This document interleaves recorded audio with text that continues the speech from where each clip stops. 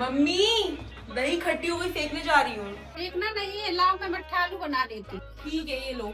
लाओ मैं कभी बना देती। यसी फ्रिज से उबले हुए आलू ले आना। ठीक है, ये लो।